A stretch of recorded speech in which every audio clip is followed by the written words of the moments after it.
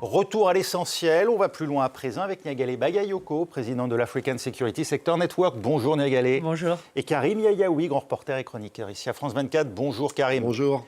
Au sommaire, Donald Trump exige à l'instant la fin de la résistance et du chaos. Toujours pas d'excuses, donc après la mort d'un deuxième manifestant, c'était durant le week-end lors d'une opération visant des immigrés illégaux à Minneapolis. Le président américain dépêche sur place son conseiller spécial aux frontières. Et puis Xi Jinping fait le grand ménage au sommet de l'état-major en Chine. Les purges visent cette fois son homme de confiance, vice-président de la puissante commission militaire centrale, le général Zhang Yuxia, l'équivalent à la fois du ministre de la Défense et chef d'état-major des armées. C'est tout de suite, on va plus loin.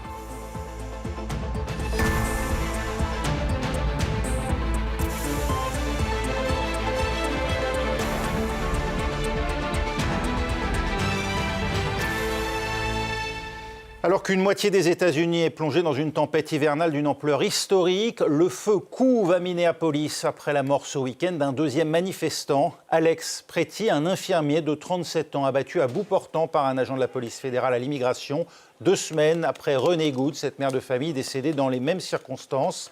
L'indignation va bien au-delà des opposants à Donald Trump. Le président américain qui a acculé dépêche sur place son tsar aux frontières, le responsable de sa lutte contre l'immigration, Tom Homan. Alors quelle est donc cette agence fédérale particulièrement choyée par l'actuelle administration au point d'alimenter chez ses membres un sentiment d'impunité? Marc Pope nous résume ses missions en images. En l'espace de quelques mois, elle est devenue le centre des tensions qui fracturent les États-Unis. ICE, la police anti-immigration, est le bras armé de la politique anti-migrants de Donald Trump depuis son retour au pouvoir. Pour cela, ces agents emploient des méthodes musclées et n'hésitent pas à faire feu même contre des manifestants. Les morts de Renee Good et d'Alex Pretty sont devenus les symboles de la politique sans merci du chef de ICE, Gregory Bovino. Nous continuons d'interpeller des dizaines, voire des centaines de ces immigrés clandestins criminels chaque jour. Et nous allons poursuivre cette mission. Nous n'allons fixer ni date ni calendrier pour y mettre fin. Cette mission se poursuivra tant qu'il restera des immigrés clandestins criminels errant dans les rues de Minneapolis. Leur mission, localiser, arrêter et expulser les sans-papiers aux États-Unis, et ce, quel que soit leur âge, comme l'illustre le cas de Liam Ramos, enfant de 5 ans, arrêté avec son père à la sortie de l'école. La structure a été créée en 2003. Ces policiers fédéraux dépendent directement du ministère de la Sécurité intérieure américain.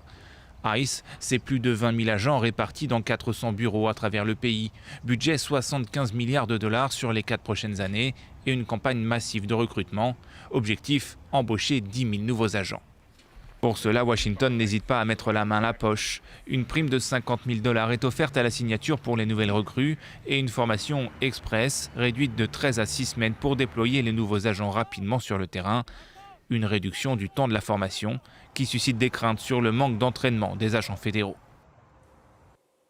Et Donald Trump s'est entretenu avec le gouverneur de l'État du Minnesota, Tim Walz, un opposant politique résolu. Il était d'ailleurs colistier de Kamala Harris lors de la dernière élection présidentielle. Et malgré leur animosité évidente, eh bien, les deux hommes sont, semble-t-il, tombés d'accord. En tout cas, ont trouvé un terrain d'entente, si l'on en croit Donald Trump. Écoutez. Le président Trump espère, souhaite et exige la fin de la résistance et du chaos dès aujourd'hui. C'est pourquoi le président Trump s'est entretenu directement avec le gouverneur Walz ce matin et il a tracé une voie claire et simple pour rétablir l'ordre public dans le Minnesota. Voilà, c'était Caroline Leavitt, la porte-parole de la Maison-Blanche, Niagale Bagayoko. Donald Trump s'est mis en position délicate. Oui, parce que, bien entendu, la violence de cette interpellation suivie par ce que d'aucuns qualifient d'exécution extrajudiciaire, avec les contradictions et les assertions difficiles à soutenir qui ont accompagné cette tragédie, le mettent effectivement en porte-à-faux, y compris avec certains élus de son camp, ce qui est relativement nouveau, puisque certains d'entre eux ont osé s'exprimer.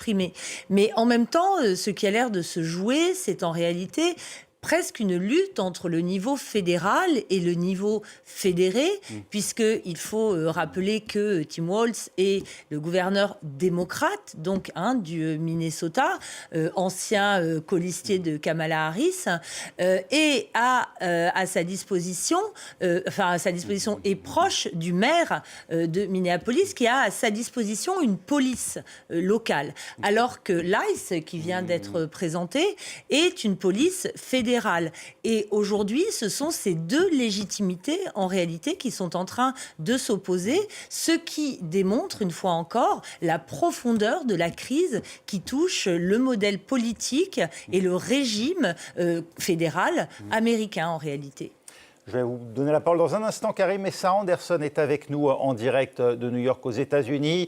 Sarah, Donald Trump dépêche à Minneapolis son tsar des frontières. Que peut faire Tom Homan dans les circonstances actuelles ? En fait, en envoyant Tom Homan, Donald Trump envoie un message clair, celui que la Maison-Blanche contrôle la stratégie sur le terrain face à la crise au Minnesota. Alors, Tom Homan sera en contact direct avec le président sur le sujet. Il a été décrit par Donald Trump comme un homme dur mais juste. Et officiellement, il aura donc pour mission de gérer les opérations de l'ICE sur place avec pour objectif de poursuivre les arrestations de migrants en situation irrégulière, migrants présentés comme des menaces criminelles. Alors cette visite, elle s'inscrit aussi dans la lignée de la visite de J.D. Vance dans le Minnesota la semaine dernière. C'est une tentative de la Maison-Blanche pour diminuer les tensions et apaiser les critiques autour de ces opérations. Il pourrait aussi servir à remonter le moral des troupes sur le terrain, à louer leur travail et affirmer le soutien de Washington. Ce serait aussi peut-être le moyen, encore une fois, de rejeter en bloc toutes les accusations, ne pas reconnaître de faute. C'est ce qu'on a vu après la mort d'Alex Pretty ce week-end. L'administration défend sa version des faits, version pourtant contredite par des vidéos et des témoignages. Bref, l'envoi de Tom Homan apparaît donc comme un double signal, resserrer les rangs au sein des troupes, durcir la ligne sur l'immigration et ignorer peut-être, encore une fois, les critiques qui s'accumulent. Est-ce à dire que l'administration Trump n'entend pas battre en retraite, contrairement à certains échos dans la presse qui laissent entendre que Donald Trump pourrait aller jusqu'à rappeler ses agents de l'immigration ? Alors, pour le moment, les opérations de l'ICE à Minneapolis se poursuivent très activement. Mais effectivement, sur place, le climat est très tendu et les appels se multiplient pour exiger le retrait des troupes. C'est ce que demande, par exemple, le gouverneur de l'État, Tim Walz. Certains élus démocrates menacent même aussi de bloquer le financement de l'ICE, ce qui pourrait provoquer un shutdown. D'autres élus demandent une enquête transparente sur ces opérations et des voix venues des deux bords dénoncent donc ce déploiement. Le gouverneur du Minnesota, Tim Walz, s'est d'ailleurs entretenu ce matin par téléphone avec Donald Trump sur ce sujet. Et selon son bureau, le président aurait accepté d'étudier la possibilité de réduire le nombre d'agents fédéraux présents dans l'État et de mieux coordonner les efforts avec le Minnesota pour le contrôle de l'immigration. Reste à voir donc si ces engagements se traduiront réellement en actions concrètes sur le terrain. Merci Sarah Anderson à New York pour France 24. Karim Yayaoui. On a du mal à comprendre ce que souhaite faire Donald Trump. Est-ce qu'il souhaite désescalader ou au contraire maintenir la pression en l'état ? En tout cas, la polarisation de la société sur laquelle il a fondé jusqu'à présent sa carrière politique n'arrive-t-elle pas là à un point de rupture avec ce que décrivait à l'instant Niégale Bagayoko, c'est-à-dire ces germes de guerre civile ?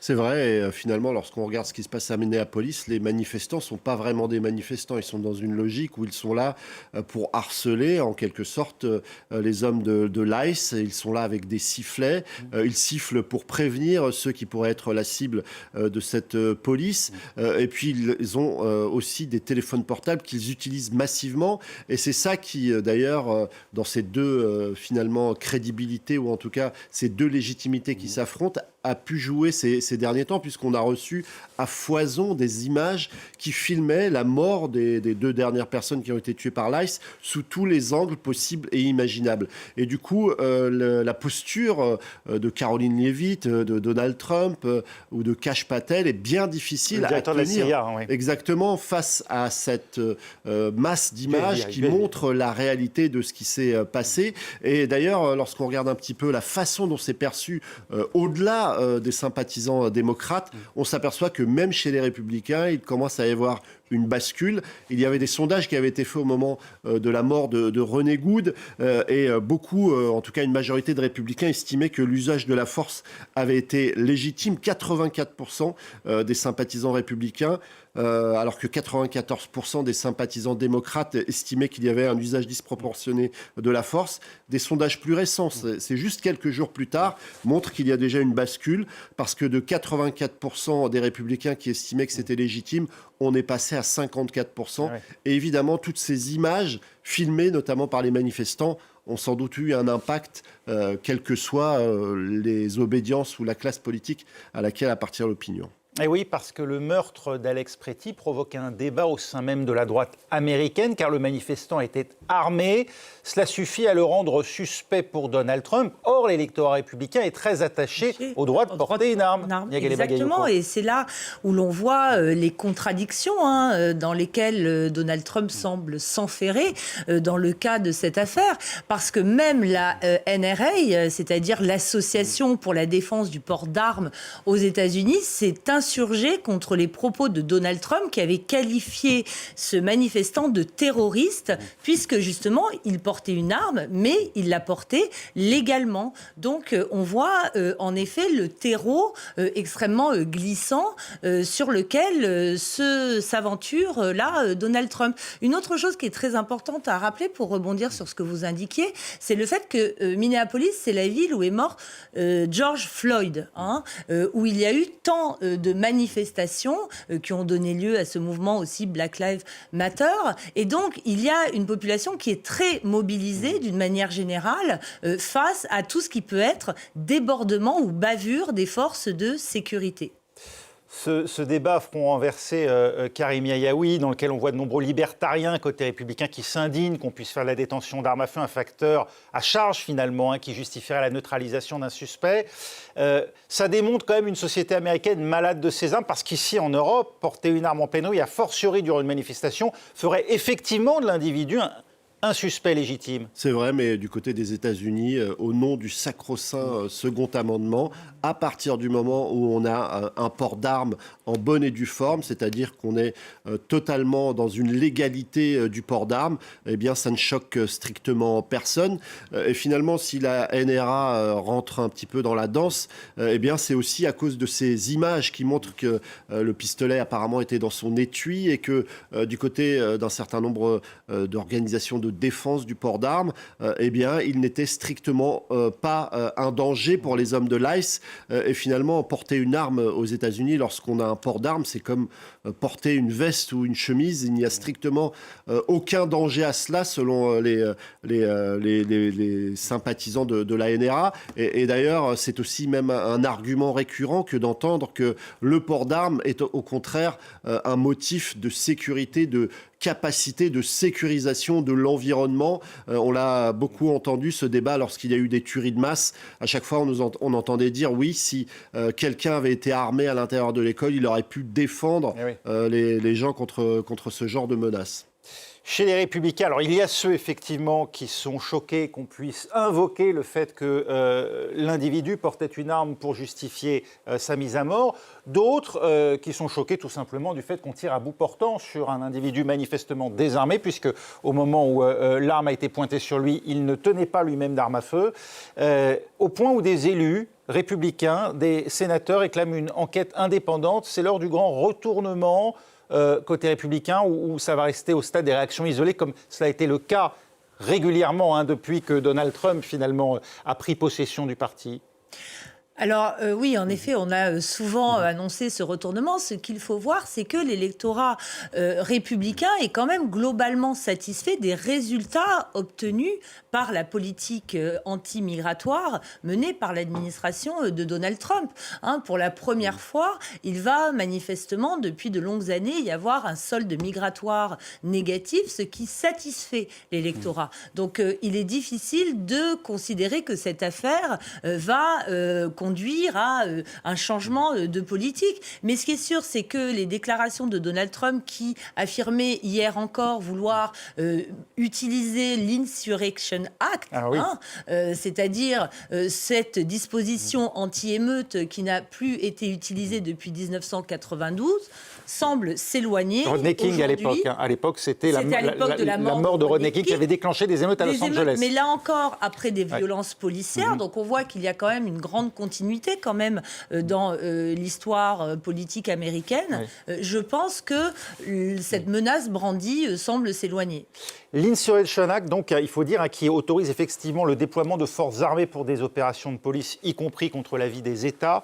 Karim Yayaoui, on est à 10 mois des élections de midterm ici aux États-Unis.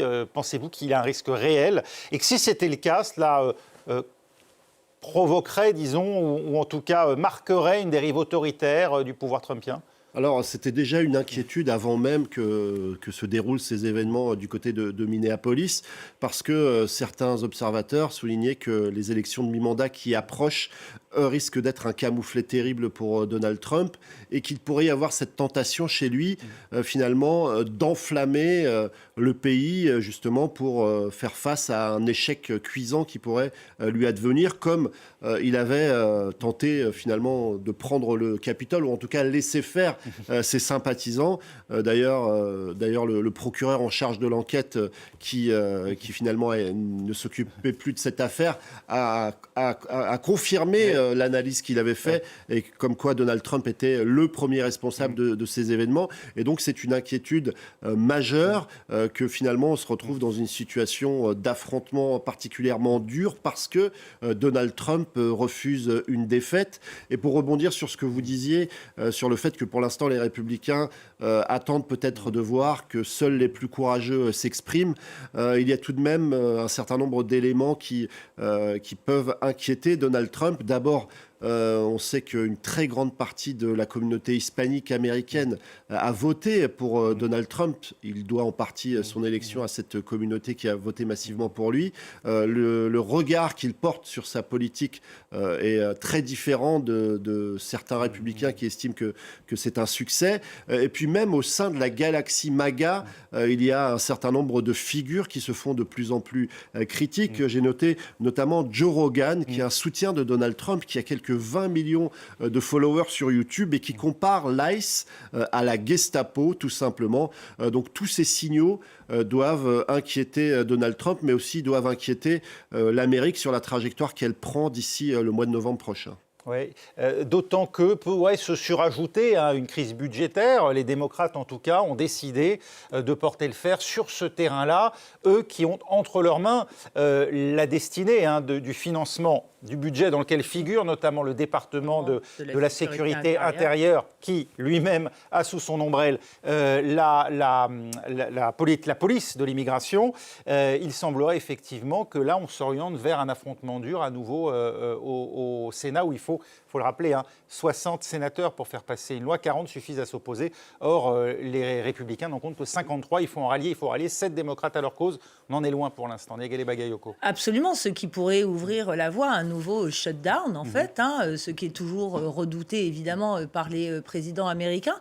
Mais en réalité, cette arme brandie par les démocrates est aussi la réponse à ce qui est à l'origine de cette crise dans le Minnesota, c'est-à-dire qu'il y a un scandale de corruption qui est à l'origine de la politique conduite par Donald Trump, parce qu'il y a eu des détournements massifs qui pourraient se chiffrer à plusieurs centaines de millions de dollars, voire à 1 milliard, qui ont un lien avec les populations immigrées. Il y a notamment des membres de la communauté somalienne qui est immigrée là-bas, et Donald Trump rend responsable justement le gouvernorat démocrate de cette situation situation. D'avoir bénéficié de prestations sociales durant la période du Covid. Pendant la période du Covid, exactement. Et donc, bénéficier indûment, voilà, de prestations. Absolument. Et donc, on voit que ces armes de lutte budgétaire répondent à cette lutte qui est menée sur le terrain migratoire de manière détournée à partir de prises de décision qui remontent à l'époque des démocrates. Et oui, est-ce qu'il n'y a pas un problème des démocrates là qui payent d'une certaine manière? Alors d'aucuns diraient l'angélisme, en tout cas le fait que sous les 4 ans du mandat Biden, eh bien c'est vrai, la politique migratoire n'a pas été une priorité manifestement. Elle n'a pas été une priorité, quoique sous Biden, en 2023, je crois, il y a eu quelques 18 000 personnes qui ont été renvoyées. Et là, c'est un chiffre qui est le triple pour Donald Trump. Donc c'est vrai que rapporté à ce qui est mis en œuvre aujourd'hui par le président américain, c'est largement inférieur. Mais finalement, Biden a fait plus, a renvoyé plus que Trump lors de son premier mandat. Donc tout est relatif. Mais là, on est dans une logique un peu obsessionnelle de Donald Trump qui veut accomplir 3 fois, 4 fois, 5 fois plus que ce qu'il avait tenté de mettre en œuvre. Lequel Donald Trump a fait couler un accord bipartisan que les démocrates proposaient avec un certain nombre de républicains de faire adopter au Congrès. Exactement. Ce qui aurait permis au moins de mettre les deux parties d'accord. Et sous Barack Obama, il y a eu encore plus d'expulsions que sous Joe Biden. C'est important de le rappeler aussi. Donc l'angélisme n'est pas propre toujours aux démocrates. Taïwan, de son côté, dit surveiller des changements anormaux dans le commandement militaire chinois. Vigilance donc, alors que le plus haut gradé de la hiérarchie militaire à Pékin est visé par une enquête pour violation grave de la discipline du parti et de la loi. L'un des chefs d'inculpation les plus sévères à l'encontre donc de Zhang Yuxia, pourtant un ami personnel et de longue date de Xi Jinping. C'est dire si les purges ont décapité une grande partie de l'état-major ces dernières années et n'épargnent personne dès lors qu'il est question de la loyauté au chef. Diagale Bagayoko, difficile de dire ce qui justifie cette mise en accusation, mais il semblerait que les faits qui sont reprochés à ce haut dignitaire incluent une possible trahison au profit des États-Unis. Oui, sur fond d'accusations de corruption aussi. Ce qui est important de rappeler, c'est que là, on est au cœur des enjeux du Parti communiste chinois, parce que l'armée populaire de Chine, elle dépend non pas de l'État, mais du Parti communiste lui-même. Et l'une des décisions de Xi Jinping, depuis son dernier mandat, a été de rationaliser les effectifs de cette armée en les réduisant, mais aussi de lutter contre la corruption en son sein. Et corruption peut également vouloir dire non pas seulement détournement de fonds, mais aussi intelligence avec l'ennemi. Et il semble que c'est de cela qu'il s'agisse également. Alors c'est vrai que cette idée d'intelligence avec l'ennemi, c'est ce qui a été mis en avant du côté des autorités chinoises, mais il y a peut-être une autre hypothèse, c'est que tout simplement cette figure très importante dans l'échiquier militaire chinois a commencé à faire entendre une voix peut-être un peu dissonante. Vous avez évoqué ce qu'on lui reproche, c'est-à-dire de graves violations de la discipline du parti et de la loi. En général, en Chine, ça veut dire de la corruption. Mais il y a un autre élément qui a été mis en avant par un éditorial du quotidien officiel de l'armée qui évoque une accusation plus grave. Cet homme aurait nourri les problèmes politiques de corruption qui affectent le leadership absolu du parti sur le militaire. Une façon de dire que les militaires ont voulu s'exprimer de façon peut-être un peu trop forte au détriment du parti. Et c'est vrai que cet homme lui-même a participé à purger l'armée. Un certain nombre de généraux, notamment en 2023, ont été évacués, éliminés en quelque sorte. Et ce qui est à l'œuvre aujourd'hui, c'est l'inquiétude de Xi Jinping face à cet homme qui finalement avait acquis trop de pouvoir, puisque cette fameuse commission militaire, par le passé, elle avait 7 membres en son sein, mais avec les purges, il n'y en a plus que 2 ou 3. Et aujourd'hui, finalement, cet homme qui est écarté était devenu peut-être trop puissant aux yeux de Xi Jinping. En pratiquant de telles purges, Xi Jinping prend le risque d'affaiblir son armée, au contraire de s'assurer une fidélité sans faille à l'heure où, bien sûr, ses visées se fixent sur Taïwan. L'objectif, c'était 2027. qui coïncide avec le centenaire de l'armée populaire de libération. Sera-t-il capable de le tenir dans ces conditions ? Qui dit purge dit forcément désorganisation à l'intérieur d'un appareil militaire. Hein. Et l'armée chinoise est une armée qui est devenue extrêmement sophistiquée. On considère que c'est sans doute la deuxième armée du monde, mais ça n'est certainement pas une armée aguerrie. Elle ne s'engage pas sur des théâtres extérieurs. Alors lui-même avait une expérience au Vietnam, à l'époque où la Chine avait voulu consolider le pouvoir des Khmers rouges et empêcher le renversement par les Vietnamiens. Et donc, ça en faisait déjà un très aguerri. C'est bien le seul. Un soldat très expérimenté, ce qui est extrêmement peu répandu. Donc, dans le contexte où il y a évidemment cette question de Taïwan et du recours à la force pour la ramener dans le giron de la Chine, ce n'est pas forcément le type de nouvelles qui inquiète l'île qui fait face à la Chine. Et oui, si c'était ça finalement le talon d'Achille de la Chine, avec tout son arsenal, c'est son million de soldats, le fait de n'avoir finalement jamais été confronté à une guerre dans l'histoire récente, le fait que ce pays, comme on dit, l'Empire du Milieu, se soit surtout concentré sur lui-même. Alors c'est une faiblesse toute relative, étant donné la masse d'hommes et la masse de matériel que les Chinois pourraient déployer face à Taïwan, qui compte quelques 23 millions d'habitants. On voit très bien, par exemple, les faiblesses de l'armée russe en Ukraine. Mais pourtant, la masse d'hommes déployés suffit à prendre légèrement l'avantage sur les Ukrainiens, malgré l'aide des Européens, même si elle n'est pas aussi importante que les Ukrainiens le voudraient. Donc c'est vrai que ça peut sembler être un géant au pied d'argile, mais la capacité chinoise, technologique en hommes, est tout de même incommensurablement supérieure à celle de Taïwan. Donc c'est tout relatif que d'imaginer que les Chinois pourraient peiner finalement à arriver à leur fin, même si la doctrine du parti veut finalement réintégrer entre guillemets Taïwan dans le giron de la Chine de façon pacifique. Oui.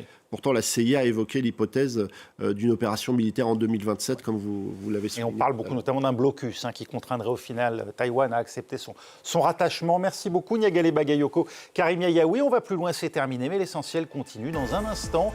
Et nous reparlerons de cette actualité brûlante à Minneapolis. On essaiera d'aller faire le point. Restez avec nous.